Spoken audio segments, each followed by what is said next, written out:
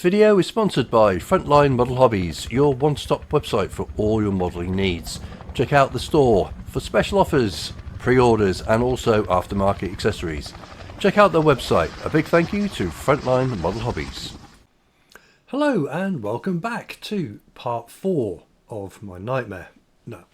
Now this particular video is going to be going through my woe in trying to get this canopy actually on, and in the end it did. Now I used this special glue which I had imported from Japan, and it was recommended by Rob from Frontline Model Hobbies, and I am, Rob, going to say that it is a very, very good recommendation. It is a fantastic glue. Unfortunately it didn't work well for this particular kit, and it's not the glue's fault. It is the actual kit itself. Now in the end, I'm actually showing you this, but the actual end result, the canopy was actually secured using super glue. Now other parts of this kit which I've used, as in the top windows, were used with this glue and it worked perfectly, but unfortunately because of the kit part it wouldn't fit as I wanted it to. It needed to be secured a lot, sort of like, well, let's say a harder glue to actually use. And once it was on, I then had to fill around the edges to make the canopy flush with the fuselage using a combo of super glue and Mr. Servicer 500. And once that was done, I had to, well, basically sand everything down and, well, hope for the best. And I'm happy to say, through all my woe and tears, once it was actually on and sanded down and painted, it looked all right. Ropey, but it looked all right. So in the end I was happy with, well, as you're watching now, a catastrophe which actually did turn out to be all right in the end.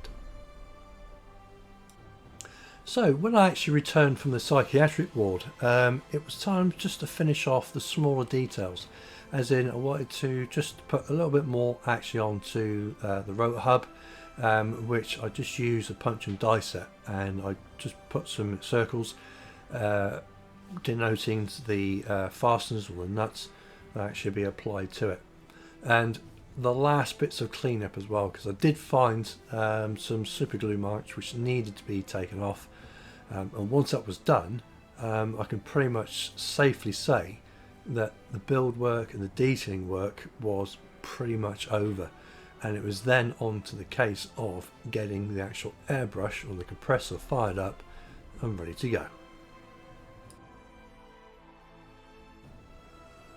Now everything was all ready to go, as in masked up. I put sponge within the apertures of the doorways, so hopefully I wouldn't get any sort of like overspray. Now with a quick blow of the airbrush just to get the final bits of dust, if there were any, on the actual kit, and then it was straight on to actual priming. Now for this I'm using a royal light grey. It is very heavily thinned down, and the reason why I've done this is because I normally sand the actual paint down just to make it a lot smoother, but with the surface area, the canopy and the top parts of the above canopy where the crew chief is, I'll spit the words out in a minute, I couldn't actually go around, and also with the photo etch as well. So I've just thinned it down to the very inch of its life and just done very light coats and just build up the paint. So when you actually come down to put the olive drab on, you shouldn't have any sort of like that really dried crusty paint that really ruins the actual finished paintwork, as it were. And that's the last thing that I want to do, considering the effort I've put in with the actual build itself. So royal light grey, using it as a primer.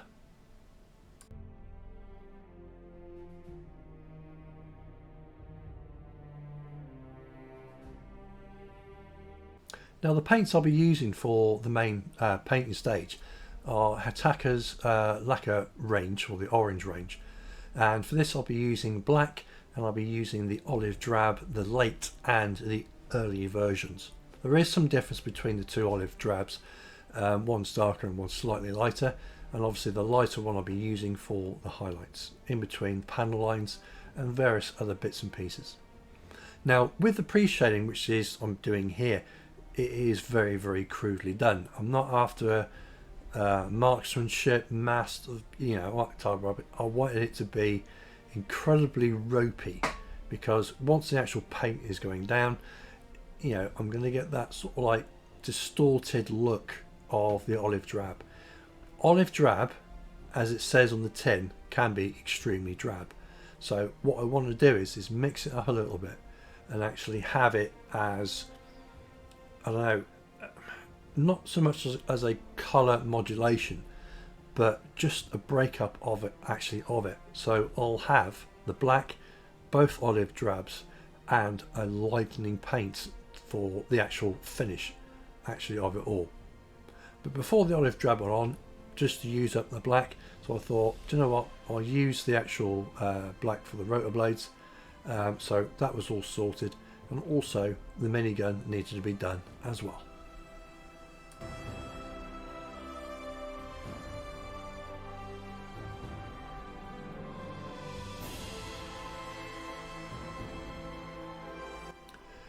So on to the olive drab. Right, first of all, I went for the later one first.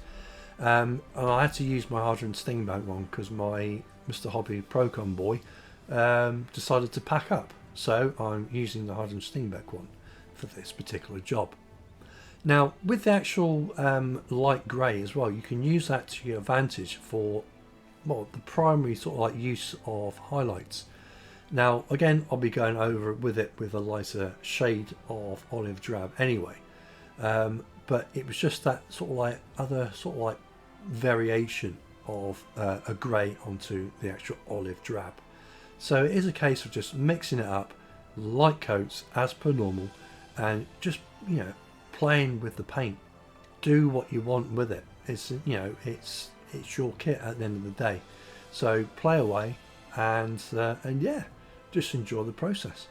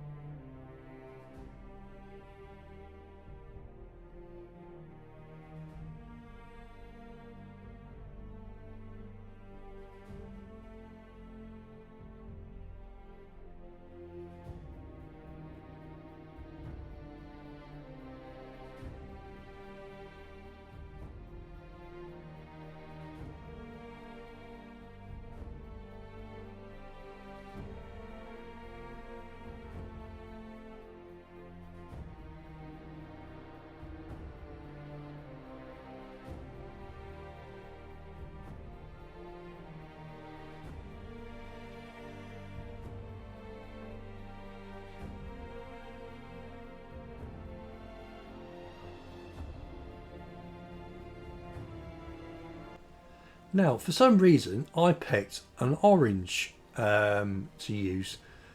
I was experimenting. Okay, yeah, I won't be using orange again. I'll be using a sort of like a yellow or an actual grey for the highlights. Now, again, it's your opportunity now to experiment and use whatever you've got. In a simple case, I mean, if you don't use it, you know, you'll never know. So it's a case of just, you know, suck it and see what happens. If it turns out great, then fine, leave it. But if you want to sort of like carry on with it, with some different like lighter paints, then by all means do so. But I did go over it again with some grey added to the olive drab, just to break up the monotony of the actual colour itself.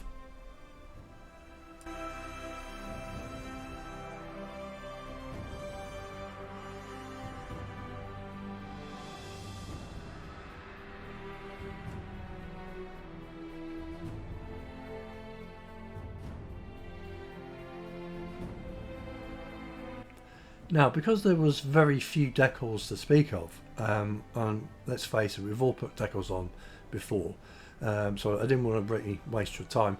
So what I've done is I've gone straight into what we, well, obviously affectionately known as dry brushing. Now, again, I'm using a royal light grey and taking pretty much everything actually off the brush and just highlighting the raised details, and also details around the actual crew access, as in the doors. And this is to basically depict the wear and tear of getting in and out of the cockpit, you know, crew chief, maintenance, armourers, you name it, it's just plastered all over. So the wear and tear is being depicted by this. And also when we get down to using the oils, again, you can differentiate the actual tone of the paint, but also darken down the actual dry brushing as we're doing here.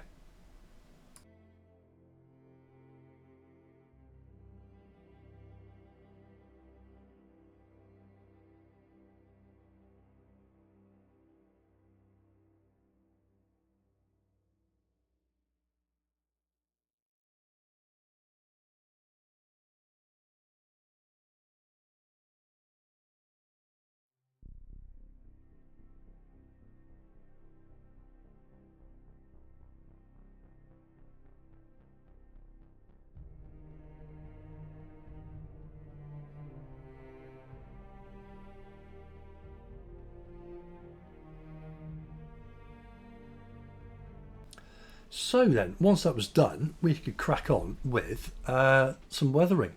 Now for this, I am using sepia, which is a very, very dark brown, almost black.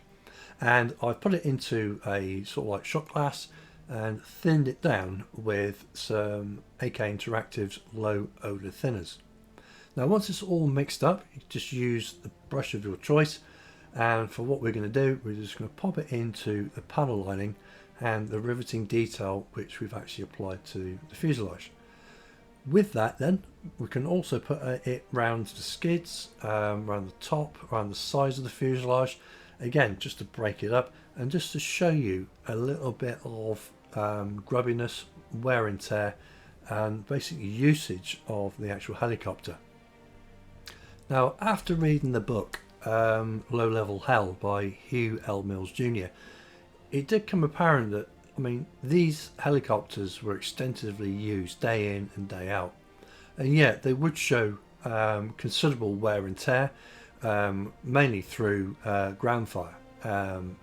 Anything up to, well, from, let's say, an AK-47 to 50 caliber ammunition was fired at these particular helicopters. Now they were battered, they were patched, they were on a wing and a prayer, and some of them came back with, well, there was one bit in the book where a representative from the Bell helicopter, sorry, not Bell, Hughes, actually inspected one of the helicopters, and he said he didn't understand how this got back. The Hughes engineer was like, this shouldn't be here. I should not be looking at this helicopter right now. It should be in a burning pile of metal and wires. but it got back because it was a hard wearing, very, very agile and very trusting helicopter. So with this, I didn't want to go too far with the weathering because, well, my own personal choice. It was a case of, yeah, it's being used and it's not over battered, because I think you can go a little bit too far in this sort of like, well, especially within this theatre, but that's my reckoning anyway. So I kept the actual the amount of oil paint actually on it, as you can see it right there. Now, taking the actual oil paint off, I did start to use, and well, really extensively used, a cotton bud or a Q-tip, and this was soaked in AK Interactive's low odor thinners, and I just run it over. I didn't actually take an awful lot off, and once I was happy with the amount that was actually on and being used, I did do from like a north to south motion, and this will be sort of like depicting all the dirt and the grime and all that kind of stuff being pushed down by the actual rotors.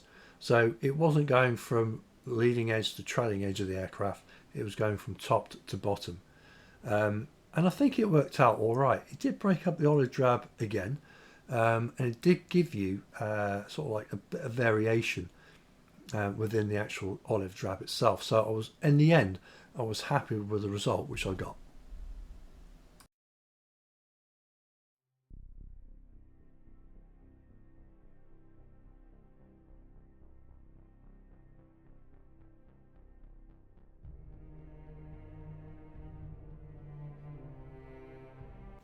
Now it was the moment of truth, taking the canopy masks off. Now, with all my anguish, my anxieties, my everything, I was dreading this bit.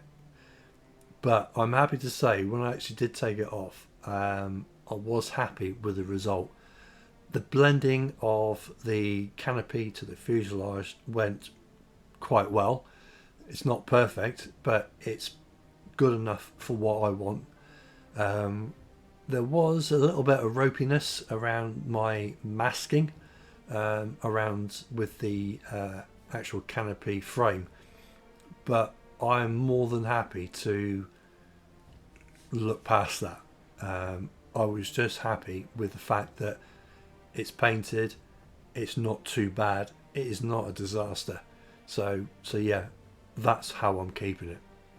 But one thing I will say as well is, once the masking was taken off, I did use some cotton buds and some furniture polish, and just put it over the actual canopy itself, and just took it off with a dry cotton bud. And that was to take any sort of like any residue that was left from the Tamiya tape, and overall it did leave quite a nice shine on it, so I was happy with the result.